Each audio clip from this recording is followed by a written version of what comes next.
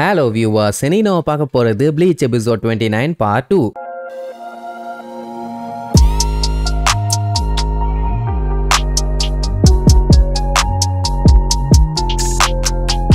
Open பண்ணா போன பாட்டுல நம்ம இச்சுகோவும் காஞ்சுவும் அந்த ஹனக்கோ யமடாங்கிற பையனை புடிச்சு வச்சு மிரட்டிட்டு இருந்தானுங்கல்ல. அதாவது எங்களை ஏதாவது பண்ண ட்ரை பண்ணீங்கன்னா இவன் கழுத்தை வெட்டிடுவோன்னு. அவனுக்கு இப்ப என்ன சந்தோஷம்னா நம்ம கிட்ட இப்ப ஒரு ஆடு மாட்டிக்கிச்சு, அதனால இவனை கொல்லக்கூடாதுன்னு எப்படியும் எவனும் பக்கத்துல வரமாட்டான், இவனை வச்சு எஸ்கேப் ஆகலான்ட்டு பெரிய பிளான் போடுவானுங்க. ஆனா சுத்தி இருக்கவனுங்களோட ரியாக்ஷன்லாம் பாத்தீங்கன்னா செம காமெடியா இருக்கும். அப்படி ஒரு அமைதி, ஒரு சின்ன பதட்டம் கூட இல்ல. அதை பார்த்துட்டு இங்க நம்ம பயிலுக்கு பதட்டமாயிரும். என்னடா பின்னு விழுந்தா கூட கிளாங்குன்னு சத்தம் கேட்கும் போல இருக்குது. ஒருவேளை நம்ம சொன்னது எதுவுமே அவனுக்கு ஒழுங்கா கேட்கலையா, வேணா மறுபடியும் ஒரு டைம் மிரட்டி பாப்போன்னு.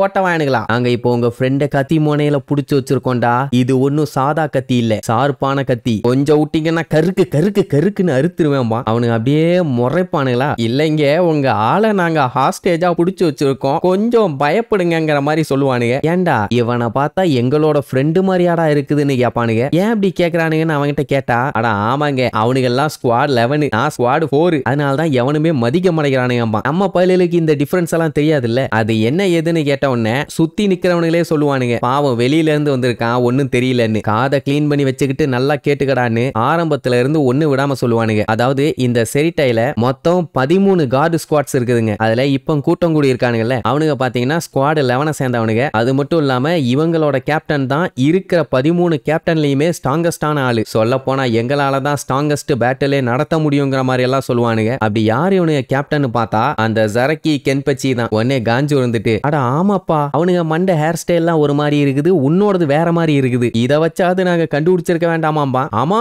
ஆமாம்பா. சரி இவன் ஸ்குவாட் 4 சேர்ந்தவன், அதனால என்ன பஞ்சாயத்து இருக்குன்னா இருக்குது. அதுலதான் பெரிய பஞ்சாயத்து. ஏன்னா ஸ்குவாட் 4ல இருக்கவனுங்களுக்கு எல்லாம் என்ன வேலைன்னா கிட்டத்தட்ட எடுபடி வேலை தான். அதாவது அடிப்பட்டவங்களே இவங்க பவரை யூஸ் பண்ணி சரி பண்ணணும், எடுபடி வேலை பார்க்கணும், லகேஜ தூக்குறது இவங்க வேலை தான், இவங்க தான் கிளீனிங் பண்ணுவானுங்க, வேடிக்கை பார்த்துட்டு சேரப் பண்றது இவனுங்க தான். இப்படி என்னென்னலாம் ஆகாத வேலை இருக்குதோ அது எல்லாத்தையுமே ஸ்குவாட் 4 தான் பண்ணுவானுங்க. அதனாலேயே அதுல இருக்க ஆளுங்க யாரையுமே இவனுங்களுக்கு சுத்தமா பிடிக்காது. சோ தயவு செஞ்சு அவனை கொல்றீன்னா தாராளமா கொன்று, நீங்க கொன்னுட்டீங்கன்னா அது எங்களுக்கு சந்தோஷம் தான். உடனே இங்க அந்த பயலும் சரி நம்ம ஆளுகளும் சரி கதறுவானுங்க, என்னடா இவனுங்க கொஞ்சம் கூட மனசாட்சி எல்லாம் இருக்கானுங்க, பிடிக்கலங்கிறதுக்காக கொல்லணுங்கிறானுங்க. இப்ப என்ன பண்றதுன்னே இவனுங்களுக்கு தெரியல. அது மட்டும் இல்லாம கொஞ்சம் கூட மதிக்காம செத்தா சாவடான்னு சொல்லிட்டு வேகமா அட்டாக் பண்ண வருவானுங்க. சரி நீ வேற வழி இல்ல, நம்ம சண்டை போட்டு தான் ஆகணும்னு இச்சுகோ சண்டை போடுறதுக்காக ரெடி அனுப்பான். அந்த டைம் பாத்தீங்கன்னா திடீர்னு சைடுல யாரோ சிவத்தை ஒட்டச்சுக்கிட்டு வருவாங்க. சோ அந்த இடமே புகமண்டலம் ஆகுமா. நம்ம ஆளுங்க பார்த்துட்டு இதாண்டா சூப்பர் டைவர்ஷன், இந்த கேப்பை யூஸ் பண்ணி எஸ்கேப் ஆயிலான்னு அப்படியே ஆப்போசிட் சைடுல விழுந்தடிச்சு ஓடுவானுங்க. ஏன்னா ஒரு செட் ஆஃப் எனிமி இப்ப டைவர்ட் ஆயிருக்காங்க, இப்ப பாதி பேர் தானே இருக்காங்க, அவங்கள சமாளிச்சா போதும்னு அடிச்சு புடிச்சு ஓடுறானுங்க. சரி வந்திருக்கிறது யாரு ஜரக்கியான்னு பார்த்தா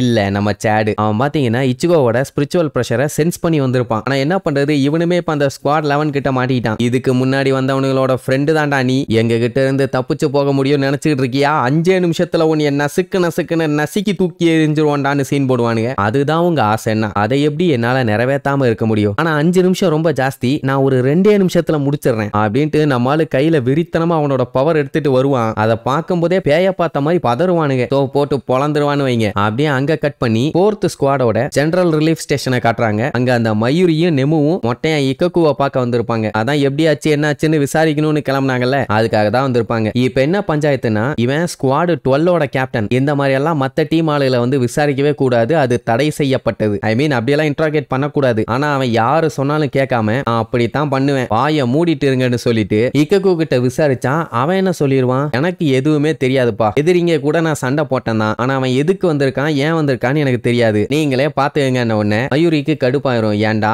இங்க வந்த ஒருத்தன் கூட சண்டை போட்டு கேவலமா தோத்து உன் உயிரை காப்பாத்திக்கணும்னு அடிச்சு புடிச்சு எஸ்கேப் ஆகி வந்திருக்க, இவ்வளவு கேவலப்பட்டும் ஒரு இன்ஃபர்மேஷன் கூட உன்னால கலெக்ட் பண்ண முடியல, உனக்கு வெக்கமா இல்லையான்னு கேட்டா இல்லவே இல்லம்பா. அதை விட காமெடி என்னன்னா அவன் மூஞ்ச கூட நான் ஒழுங்கா பார்க்கல, அவன் வாய்ஸும் எனக்கு சரியா ஞாபகம் இல்லம்பா, சொல்ல போனா ஒரு இன்ஃபர்மேஷனும் இல்ல, இப்ப என்ன பண்ண போற, என்ன பனிஷ் பண்ண போறியான்னு கேட்டவொன்னு ஆமாடா நீ எல்லாம் உயிரோடவே இருக்க கூடாதுன்னு சொல்லிட்டு அவனை அட்டாக் பண்றதுக்காக கையை எடுப்பான். அப்புன்னு வந்து ஜரக்கி புடிச்சு, என்னடா என்ன லந்தா, எவ்வளவு தைரியம் இருந்தா என் ஸ்குவாட் ஆள் மேலேயே நீ கையை வைக்க வருவ, உனக்கு அவ்வளவு தைரியம் வந்துருச்சா அப்படின்னு ஒண்ணு உடனே இவன் வேற வந்துட்டானா, சரி இனிமேட்டு பேசுறதுக்கு ஒண்ணும் இல்ல, நீயே விசாரிச்சுக்க, நாங்க கிளம்புறோம்ட்டு அங்க இருந்து கிளம்பிடுவான். அவன் போன உடனே ஜரக்கி ஜஸ்ட் 2 கேள்விதான் கேட்பான். என்ன அடிபட்டுச்சான்னு கேட்டா ஆமாப்பா, தோத்துட்டியான்னு கேட்டா ஆமா, எனக்கு கொஞ்சம் கவலையா தான் இருக்குது அப்படின்னு சொல்லிட்டு அவங்கிட்ட சொல்ல மாட்டான்னு சொல்லிட்டு இவங்கிட்ட ஒண்ணு விடாம எல்லா விஷயத்தையும் சொல்லுவான். சொல்ல போனா அவன் கேப்டனுக்கு லாயலா இருக்கான்னு வைங்க. அதாவது நம்ம இச்சிகோ எப்படி சண்டை போட்டான், அவனோட ஹேர் கலரு, அவன் ஸ்வாட் டைப்பு, அதுக்கப்புறம் அவன் இப்ப எந்த சைடு போயிருக்கான், இவன் தானே சொல்லி அனுப்பி விட்டான் ரூக்கியா இருக்க பிரிசனுக்கு. அவன் இச்சிகோ கிட்ட சொன்னது எல்லாமே கரெக்ட் தான். அப்படி ஒண்ணு விடாம எல்லா விஷயத்தையும் சொல்லுவான். அண்ட் அது மட்டும் இல்லாம உங்களை பத்தியும் நான் அவன்கிட்ட சொல்லியிருக்கேன், அவன் என் வார்த்தையை மதிச்சான்னா கண்டிப்பா உங்களை அவன் மீட் பண்ணுவான். ஆனா அவன் கூட உங்களுக்கு ஒரு சூப்பரான பேட்டில் ஒன்னு ரெடியா இருக்குது. சொல்ல போனா அவன் அவ்வளவு ஸ்ட்ராங்கா இருக்கானாமா. அது மட்டும் இல்லாம இன்னும் அவனோட ஸ்ட்ரென்த் அதிகமாகிக்கிட்டே போகுது. எவ்வளவு ஆகும்னு தெரியல. ஆனா உங்களை மீட் பண்றப்போ அவன் செம ஸ்ட்ராங்கா இருப்பான். அதை மட்டும் நான் அடிச்சு சொல்றேன்ப்பா. பண்ணே ஜரக்கிக்கெல்லாம் சந்தோஷம் தாங்க முடியல. ஏன்னா இப்படி ஒரு பேட்டிலுக்காக தான் அவனும் காத்துக்கிட்டு இருக்கான். சரி அப்படியே கட் பண்ணா இங்க இவங்க 3 பேரும் சேஃப்டியா ஒரு வீட்டுக்குள்ள வந்து உட்காந்துக்குவாங்க. அங்க யமடாவோட பேரை கேட்டு காமெடி பண்ணிட்டு இருப்பானுங்க. என்னடா பேரு இது இவ்வளவு லென்த்தா இருக்குது, ஞாபகம் வைக்க கஷ்டமா இருக்குது, அதனால பேரை இப்படி வச்சுக்குவோம் அப்படி வச்சுக்குவோன்னு என்ன வேலைக்கு வந்துட்டு என்ன வேலை பார்த்துட்டு இருக்கானுங்க பாருங்க. அதுக்கப்புறம் வழக்கம் போல அவனை வச்சு சண்டை போடுவானுங்க. என்னன்னா தப்பிச்சு ஓடும் போது தேவையில்லாம இவனையும் தூக்கிட்டு வந்திருக்கான் அந்த காஞ்சு பைய. இவனை ஏன்டா தூக்கிட்டு வந்தேன்னு கேட்டா தெரியாம தூக்கிட்டு வந்துட்டான்டா. தேவையில்லாம நான் எதுக்கு இந்த எக்ஸ்ட்ரா லக்கேஜை தூக்கிட்டு வரணும். அது மட்டும் இல்லாம நீயே இப்பதானே அவனை நோட் பண்ற,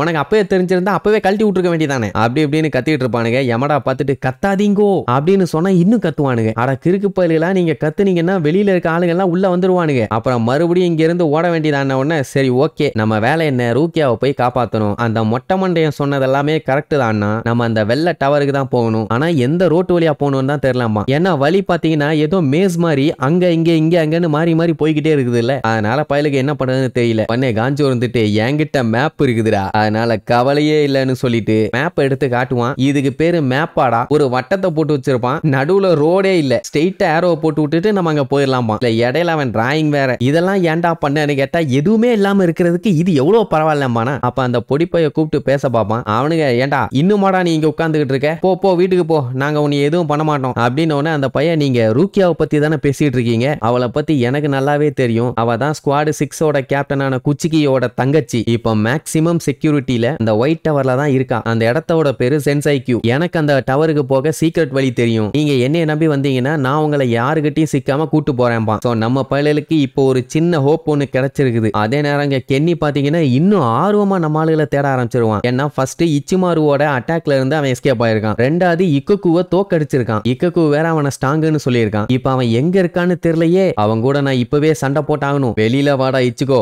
உனக்காக நான் வெறித்தனமா காத்துக்கிட்டு இருக்கேன்னு அவ்வளவு கொடூரமா கூட்டிட்டு சொல்றான் பாருங்க. சரி இனி இதுக்கப்புறம் இச்சிகோ இவன் கையில சிக்கிறானா இல்ல இவன் கையில இச்சிகோ சிக்கிறானான்னு அடுத்தடுத்த எபிசோட்ல பார்க்கலாம். டாடா.